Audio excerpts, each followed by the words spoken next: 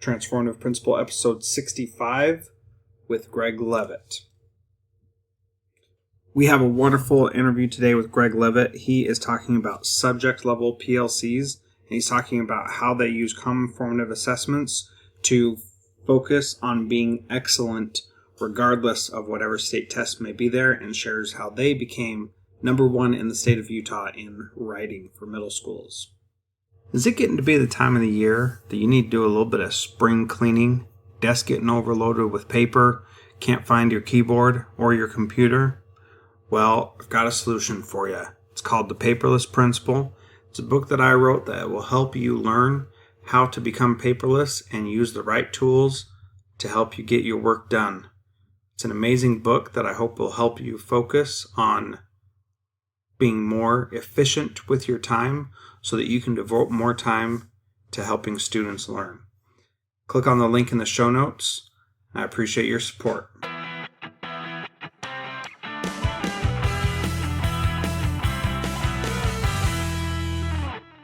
So let's switch over to the subject area teams now. We've learned a little bit about the cross-curricular teams. I know that we could go on for hours about those, but let's talk a little bit about the subject teams.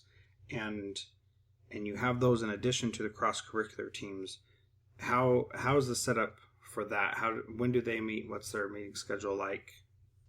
So after our cross-curricular meetings, they met for an hour, and then they just break, and for the next hour they go to subject level meetings.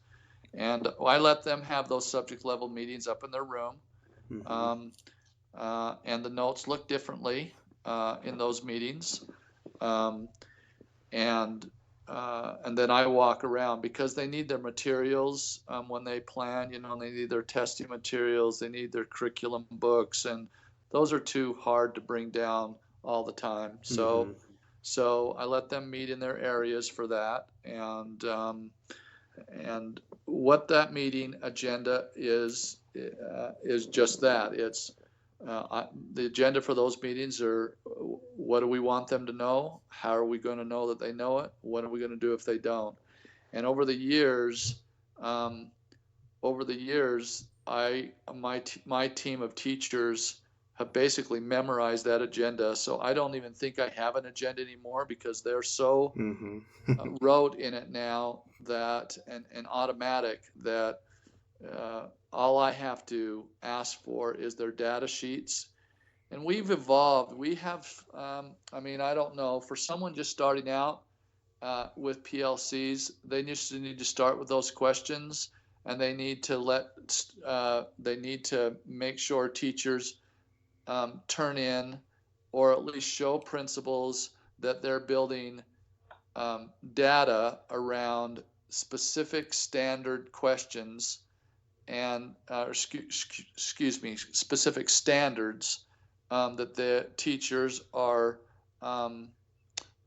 testing and quizzing students on. So for an example, in math, you might test on standard 1, 2, and 3 of fractions. That was the big unit, fractions, and then there's 5 or 6 standards, and they may test on those standards, and those standards would have a mastery score to it. So for example, teacher A, 70% of their students may have mastered these particular standards. Teacher B only maybe 90% mastered. Teacher C 65% mastered. And they should break it down by each standard to determine. And so when they come together and they've given these formative common assessments, this is a big topic, Jethro, just so you know. Yeah, so they give these formative common assessments. They need to be not only commonly paced, but they have to be so they're teaching within a day of each other. They have to have a common assessment so that the students take the same assessment across the board. That's the only way you're going to be able to compare data. And I remember telling a group of teachers, my whole staff, when we got into this, I remember, I'm the type of guy that'll throw something out controversial just to see how far they'll follow me. And I said something to the effect of, I'm looking for the day that every one of your assessments is common. Mm-hmm. And they just had a fit. But I Yeah. will tell you now that there's not one assessment in my school that isn't common. It's finally happened. There's Wow. not an assessment given, both summative and formative, that the teachers, that it's not common across the board. And why is that so important, Greg? Really break it down. Why do we need to pay attention to that common formative assessment? Because when you just give it an individual assessment, you can't compare what your students know. You think, oh, they got 100% on this, or my class didn't do very well on this. What you really need to know is how they did comparatively to another group of students, and both locally. I mean, that's what normative testing is, right? Mm-hmm. We think we do good in some states on testing, and our students know so much, but then all of a sudden you compare what you think your students know to a state that's doing really well, like Massachusetts, and you're humbled a little bit. You say, "Well, why? My gosh, and so it's just a realism check, right? And Right. it keeps people moving down the road of okay, yeah, I need to do a better job because these students in this other classroom are mastering these standards more completely, more thoroughly, and more consistently. Yeah. And and so then that naturally in some people's mind leads to, well, now I'm being compared against my peer teachers and they're better than me and I'm worse than them. How do you deal with that? You've been doing this for a while, so I'm sure you've figured out how to overcome those obstacles. I would say it's again back to the consistency part of this. This doesn't happen overnight. Mm-hmm. Um, as you stay consistent, I mean, we've been doing this for a little while, and as teachers know that this isn't going to go away, uh, that I just let those teams know. When I walk into their meeting and they're not looking at their data and they're not sharing their data, then I let them know straight up that that's the purpose of their meeting, and I don't have to do that. I haven't had to do that for easily 5 years, Mm-hmm. easily. Well, I'd say 4, but it's getting pretty automatic. So teachers know they're expected to look at that, and now it's more of a celebration, and it's just a team. They're out for all the kids, and that's the message I sell to them. Every chance I get, I just tell them it's not about you; it's about the students. If you have a teacher walking that is not that has uh, bad data that's not as good, then you have to pull that teacher up. You have to help them and make sure that all the students get the same curriculum. This is about social equity. This is about um, we don't want random failure in our schools. If a student walks in the front door of a school, we want to make sure that they have an equal chance to get a good teacher no matter who they go to. And so your job as a professional teacher is to make sure, even if they're not your student, that wherever they're going, they're going to get the curriculum they need. And I do a lot of comparisons with other professions. You know, Gall, and I, if they go into a hospital and they know if they go to this doctor or this doctor, they're going to get good care or bad care. A Right. hospital administrator is going to make sure that all his doctors are giving good, common care. Do you see what I'm saying? So, Yeah. anyway. So is there any temptation to, make the common formative assessments easier, or bring down other people, or are teachers uh, Well, I excited guess enough that they bring each other up?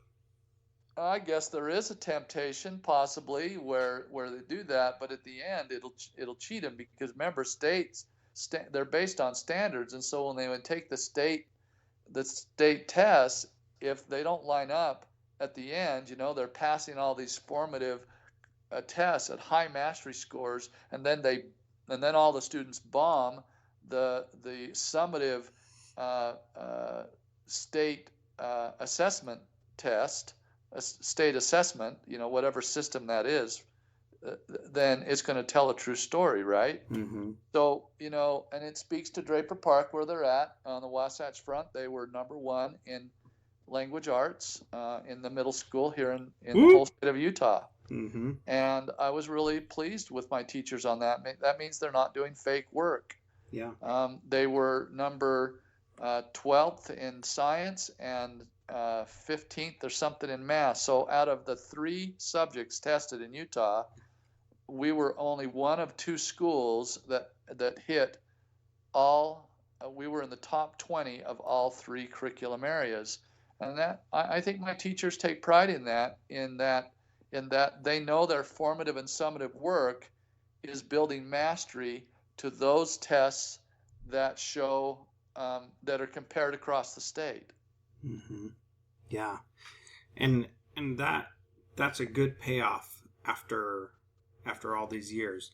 And the thing that you didn't mention is that this was on the SAGE assessment, which was supposed to be much more difficult and rigorous than the previous CRTs that they had in Utah. And the expectation, the word on the street was that everybody is going to bomb and suffer on the new SAGE assessment, and your school doesn't really care what the state assessment is.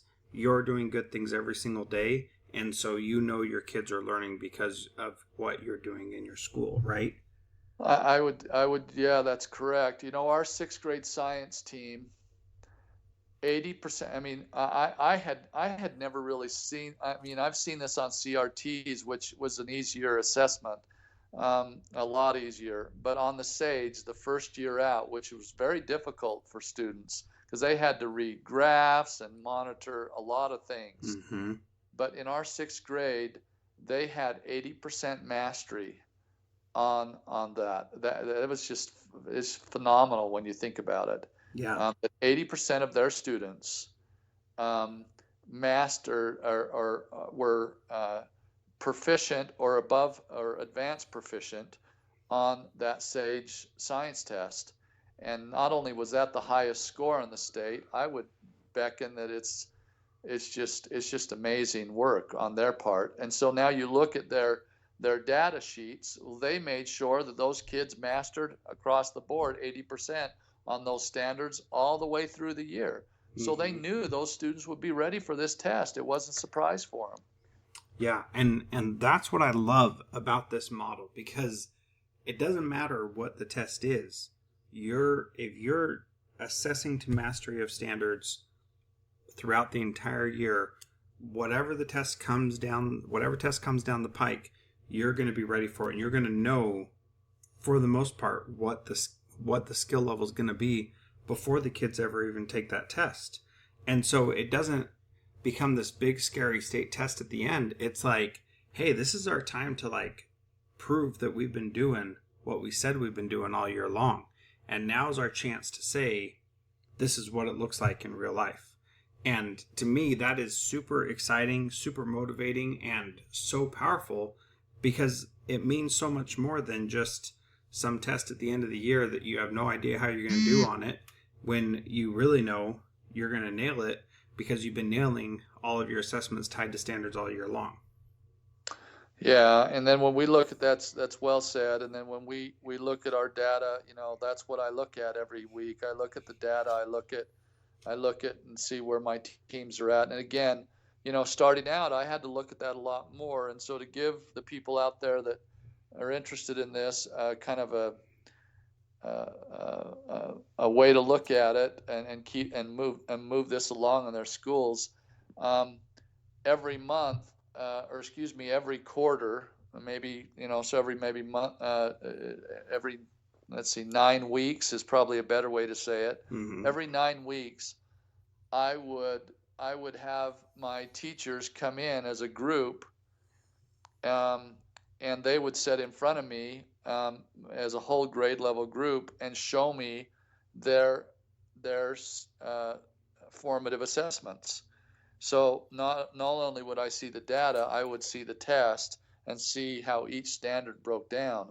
and then I'd move to another. So it took me about 15 minutes. So I'd set 15 minutes with math. Then I'd set 15 minutes with sixth grade science. Then I'd set 15 minutes with seventh grade English, and making sure that those things were in line. And over time, teachers build this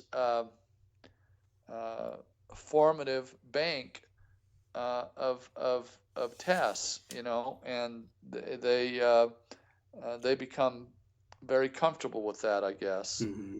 And let me just say this real quick. There's a lot of technology out there now that supports these banks of formative work, and these kinds of things that allow teachers to borrow from each other.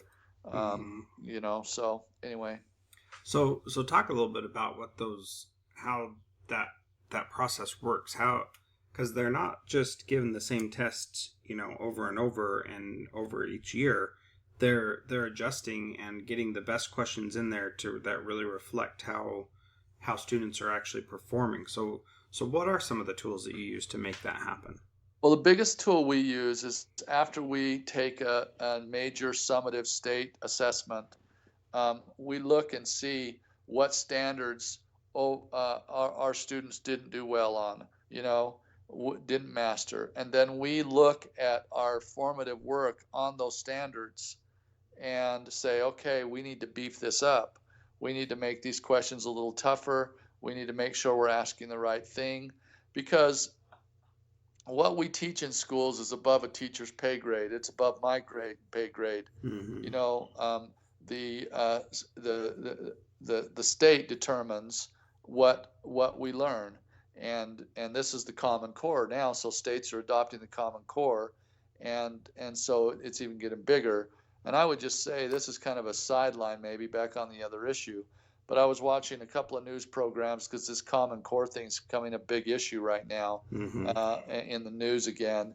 And a lot of parents are saying, well, why should I let my kid go to school? And that's all they're doing is preparing for this Common Core end of the year test. Well, schools that aren't involved in PLC work, they do a big push at the end, and that matters because they're trying to prepare them, right? Mm-hmm. But schools, like you said, that have this standardized based on mastery program, and they do this weekly, it isn't a big push at the end. It's part of a regular system of education to make sure they know what they purport to know. Yeah, absolutely. So I don't know if that answered your question at the end there. I just got off on a little sideline there, but just real quick to answer your question. So that's how we do that. We make sure that those standards that are weak, we make strong and redo those tests. We share our tests and have every now and then district vertical PLCs, and schools that are doing better than us on state tests. We see what their questions are, and we see what their best practices are. So we're always evaluating that, Mm-hmm. comparing our work with someone else, because we know, you always got to play up, right? Right. You always got to play up, and education's no different. If I'm a coach of a basketball team, the last thing I want to do is have my team play 3 weak teams before a championship. I want them to play the hardest teams they can play. Yeah. And so we want to compare up. We don't want to compare down. Yeah, absolutely. So you're looking at schools that are doing better than you and constantly finding ways to improve. Right. Sharing what you can with them, getting what they're willing to share with you. I think that's awesome. So how are these tests, these common formative assessments, saved? Are they like just in a big Word document, or do you have some more fancy way of keeping track of all your questions? Our teachers just save them in their Google Docs. Mm-hmm. Right now. There's, like I say, there's programs out there where teachers share formative work nationally. But I'll say for our school and our district, we're pretty comfortable with what we've built, and we don't have a forum to share it necessarily. And that gets into the district politics of it all, of what software they're going to let you use, and Mm-hmm. and that kind of stuff. So you just got to figure out, how far your district's going to let you go as far as what software you can use and how you're going to collaborate outside of your district. Yeah. But we've been successful to some degree, not doing that. So to answer your question, we're just saving them in our Google Docs forms and that kind of a thing. Yeah, so you don't have to have something fancy to get No, going here. I no. mean, everything that you've stated so far, Greg, is super, it's not high tech. It's not, any groundbreaking, except in the fact that it is groundbreaking that you're focusing on these things, And I would echo that. I mean, I don't know. It kind of scares me a little bit. I mean, really excellent principals out there listening to this might just be laughing over time, but I would say what's worked for us, and I think what would work for any school, is just common sense, good practice, consistent over time. How can 3 math teachers communicating over a 7-year period, or even if a new math teacher comes in and joins the team, go wrong? Because they have their curriculum, they have it common, they've agreed on it, they know what they're teaching. It's just an orderly way to do it. So, Mm-hmm. So, what would your advice be for a school like mine that has about 450 kids? We've got one math teacher for 6th grade, one for 7th, one for 8th. We do have some rural schools in our district, so we may be able to do some collaboration with them. How do we get in on this common formative assessment stuff if we are, we don't have anybody we're in common with? I think the first thing you need to do, even if you have one person, is make sure that teacher has data that they're willing to share. And I might even start sharing that data vertically, even though it's not common among your vertical team. That's probably how I'd start. And then I would look for online ability to find another teacher that's same subject level out there that's willing to start with you and share and build a common curriculum. You only need one other person to compare with. It's nice to have 3 and 4, but that's where I would start. If that answers your question. Yeah, absolutely. So what?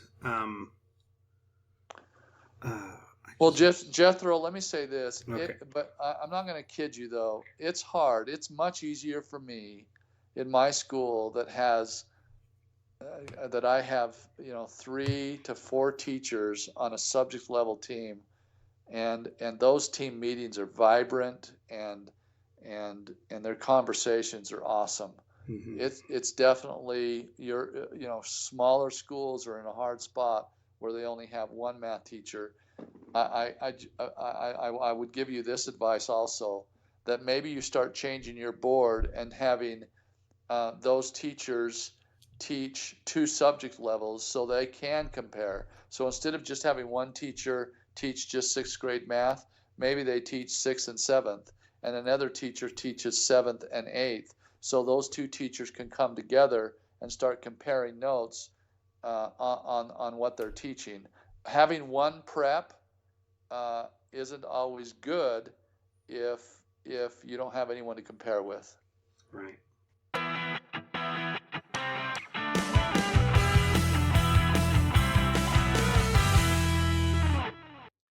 Thank you so much for downloading and listening to this podcast.